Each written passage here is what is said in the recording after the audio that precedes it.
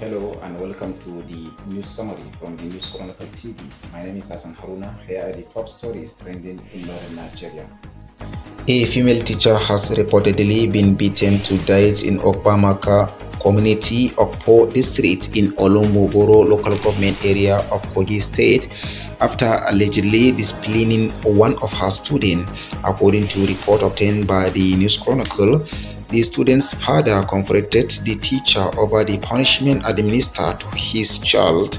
The confrontation allegedly escalated into a violent altercation during which the teacher sustained fatal injuries.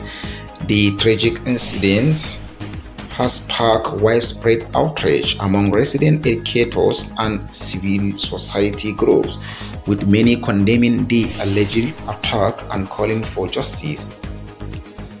The Independent National Electoral Commission (INEC) has shifted the date for the release of access code to political parties to Monday, June 29, to enable them to upload the names of their nominated candidates for the 2027 general election. The Commission had originally planned to release the portal access code on Friday, June 26, but sources from the board, Commission, and the political parties confirmed the date was moved to Monday to ensure smooth uploading process. While INEC has already distributed the necessary nomination forms to the political parties, the digital gateway required to officially submit them remains temporarily closed.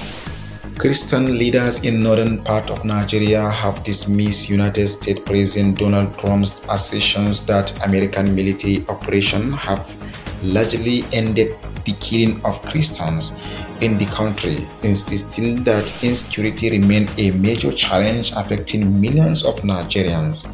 The Christian Association of Nigeria, CAN, in the 19 northern states and the Federal Capital Territory (FCT), together with the bishops, archbishops, apostles, and senior clergy, described the claim as inconsistent with the realities on the ground, saying the attacks by the terrorists, bandits, and other armed groups continue in several parts of the country.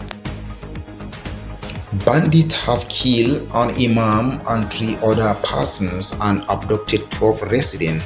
An attack on Ilelar Dawagware village in Goronyo local government area of Sokoto state.